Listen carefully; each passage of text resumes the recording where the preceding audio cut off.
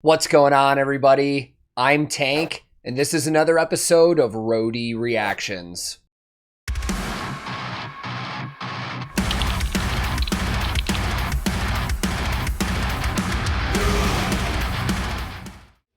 Every once in a while, there's a video that comes out that causes tons and tons of people to leave me comments telling me, I need to check this video out because it's gonna blow my fucking mind.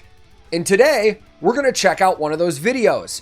And a lot of the people that have commented have told me, this band is insane. They're like, you have to check these guys out. It's unreal. Well, I hope I'm not letting anybody down here, but this isn't gonna be a very first time reaction to this band. I've actually heard Archspire before.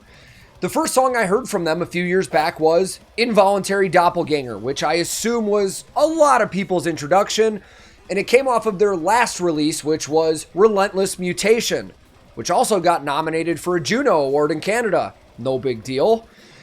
But the song that we're going to check out today was released a few weeks ago, and it comes off of their brand new album that actually just came out on October 29th, 2021.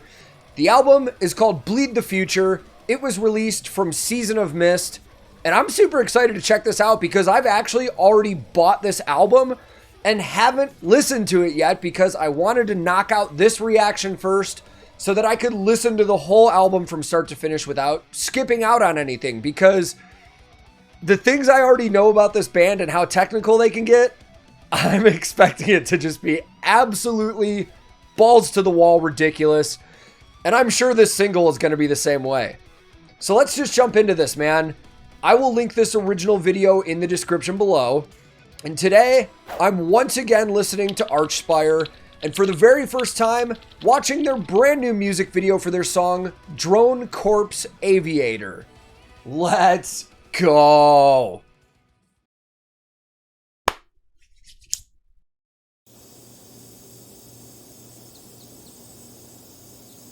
This video contains violent images. F yeah, let's go.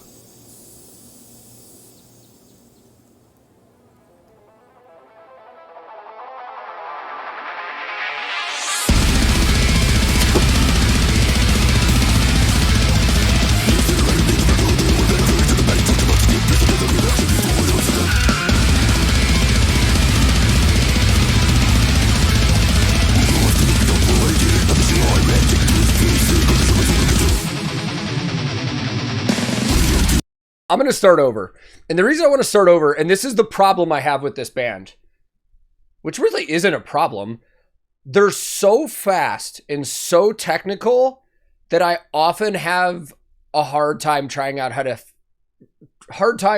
to figure out how to headbang to their music. So in a part like that, it's like, I can't do anything but just sit here in awe and watch that. I mean, all right. I'm ready.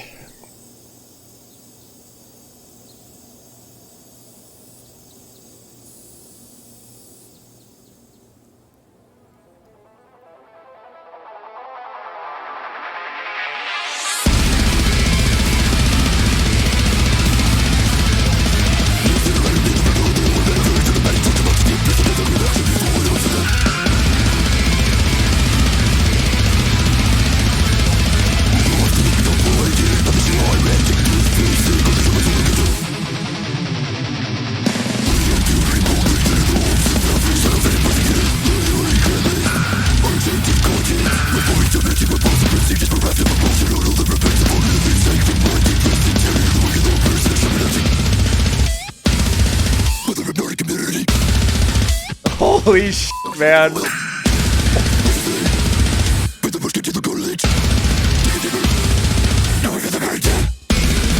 So real quick, one of the things I really enjoy about this band, other than the musicianship of everything, I love their vocalist.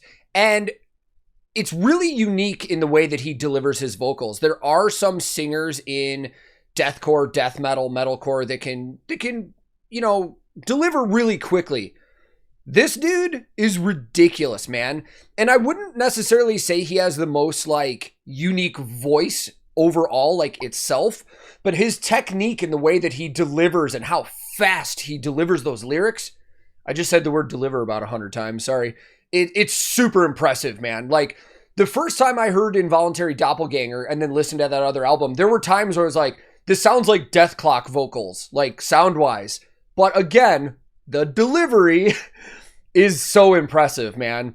And that's not even talking about any of the musicians in the band yet. But let's continue, and we'll try and break down some gear. I think we're going to get some gear shots in this one, and hopefully it'll be fun.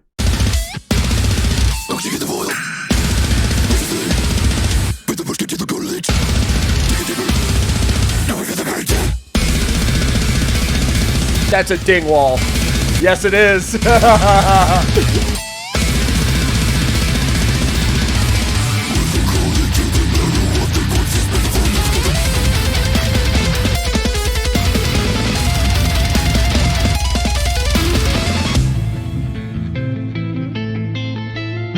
Ooh, that was a good touch. That was a really good touch for the video. The metronome sitting back there looked like it was at the same tempo of the song. Just little things. Really good touch, whoever worked on this and directed that. Sure is.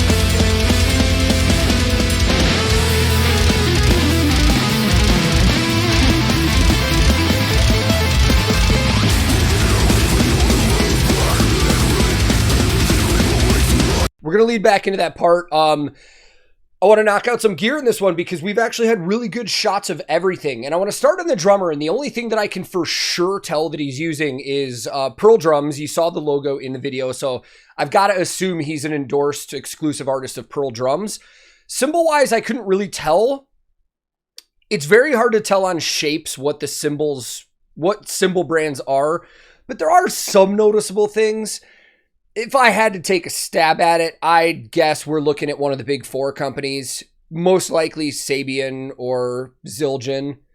If we want to make assumptions, they're a Canadian band, we could say they're using Sabian, but I'll look into it. And as for the kit, it kind of looked like a Pearl reference, but I'll try and look into it and see if I can find out. But man, his gravity blasts are ridiculous. And for anybody that doesn't know what a gravity blast is, that differs from a blast beat. A regular blast beat is just that quick tempo on the snare. You know, it's solid hits. A gravity blast, you kind of roll the stick back and forth on the rim of the snare. So when you bounce it to, let me think of the best way to put this. So you rest your stick on the rim of the snare, and you get two separate hits every time you move your wrist. So when you pull up on the butt end, you get a hit on the snare.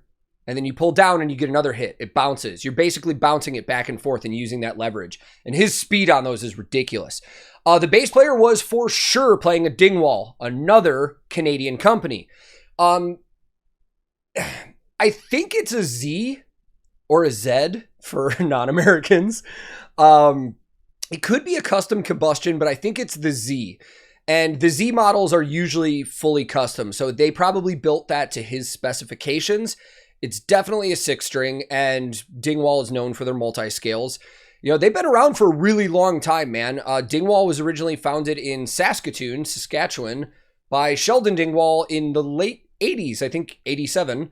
But over the last, 5 or so years, they're blowing up. A lot of people are using their instruments now.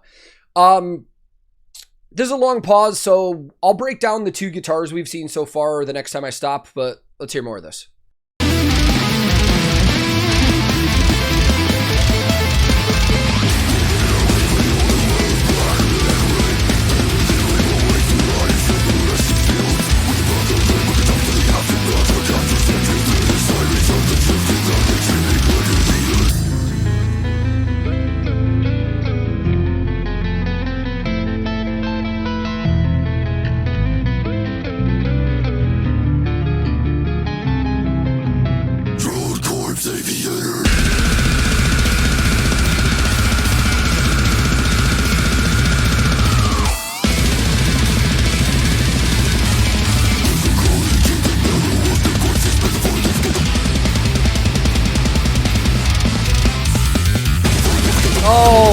What a bass tone.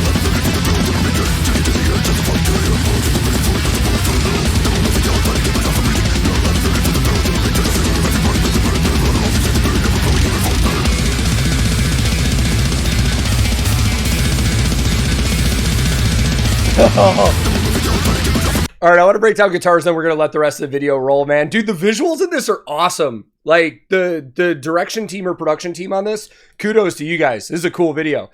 So both guitar players are playing Kiesel, and I know for sure that they're endorsed artists. That's what they use all the time. One of the guitars I've seen is definitely a Kiesel Vader, the headless, and I believe they're both using 8 strings, if I saw that correctly. The Vaders are one of the more recognizable guitars from Kiesel, due to their body style and that headless design. Assuming it's a fully custom, because Kiesel doesn't necessarily sell a lot of stock guitars. They usually custom make them to artist specifications. The other one had a headstock. I think, and again, I've said this in other videos, I'm not the most knowledgeable with Kiesel because I've never worked on one on the road, but I believe that's one of their Aries models. That's one of the more common body types I've seen from Kiesel. It could have been a Crescent, but I think it's an Aries.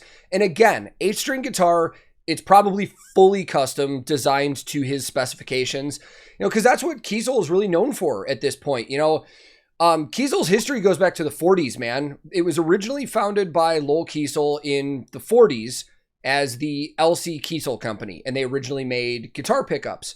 A couple years later, he renamed the company to the Carvin Corporation, or the Carvin Company, which most people are familiar with that name because Carvin has been around for a very, very long time, and also has made guitars and audio products and stuff like that. Back in 2015, Carvin decided to split off guitar production into Kiesel. So now Kiesel makes all of the guitars for both Kiesel brand and Carvin brand stuff. And Kiesel just focuses on their audio side of things, like sound products and amplifiers and stuff like that. So that's it for gear, man. Let's just let the rest of this video roll and have a good time here.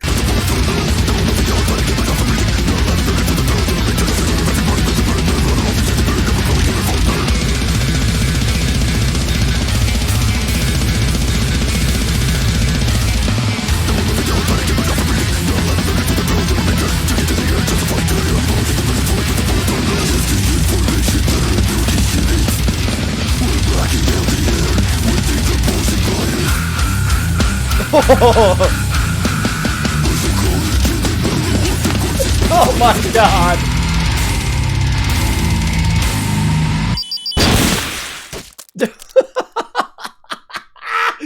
Oh man.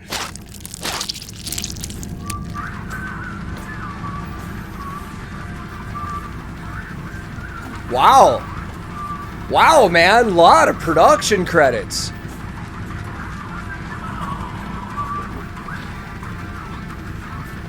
I like that there's a janitor credit. Dude, everybody that was just listed there, excellent job on that video. That was highly entertaining. One of the things that I caught in the background that I thought was kind of cool, that just made for a cool set piece. Towards the end, I noticed that they actually had one of their gear racks back there that looked like it had their wireless units. And it maybe looked like it might have been like a Behringer monitor unit and stuff like that. I assume that's probably their rack that they actually use when they're touring, but placed in that video like that, considering the settings, it was really cool, man. It may have been there earlier in the video, but I didn't notice it just because it fit the theme so well. That was awesome, man. Let's go talk about it. You know, one of the coolest aspects to this band, and bands similar to this, is that even though this stuff is brutally heavy, there's such a wild technical aspect to it that it almost makes me focus and pay attention more. Like, I never turn this kind of stuff on just in the background while I'm doing anything, because this is the kind of stuff that I want to pay full attention to hear everything that's going on. There's a lot of moving parts with a lot of this music. And this is a prime example of my comparison that I've always talked about, why I like extreme metal like this. It reminds me of extreme sports. It's like, how fast can we go? How hard can we push the limits and do this? And that's why I like metal, man. And this is fantastic. Like, now that I've heard this, I can't wait to sit down and just fully dive into this album and give it my full attention, because I have no doubt it's going to be ridiculous all the way through, man. These guys are masterful musicians, and it's kind of mind-blowing that they're still kind of flying under the radar. Like, a lot of people in the metal community know who this band is and get into this band, but in terms of overall mainstream notoriety, there's still a lot of people that don't know about these guys, and I hope that changes, because like I said, they are masterful musicians, man, and more people should check this out, because I'm not positive, but I would be willing to guess with musicians like this, they're probably doing like lessons and master classes and know a lot of music theory and stuff like that. So I can't wait to dive into more from these guys, especially on the channel if there's newer stuff that comes out eventually and stuff like that. And I hope you guys enjoyed this too. And as a reminder, that brand new album, Bleed the Future, is out now. And if anybody wants to check it out, I'll throw a link below where you can stream it or purchase it if you would like to support the band directly. But thank you guys for your time, and if this is your first time here, feel free to click subscribe. I release new reactions all the time. Subscribing is free, and it helps my channel out a ton. If you liked this reaction, I would greatly appreciate the like, as that also helps the channel. But if you disliked it, no big deal, man. Thank you very much for your time, but you are free to click dislike if you didn't like it. I'm also on a ton of different social media. I have a Discord server we hang on. I have a Twitch where I do guitar tech work and reactions and video gaming and bass playing and all that stuff. So if you're interested in any of that, I'll throw links to that in the description too.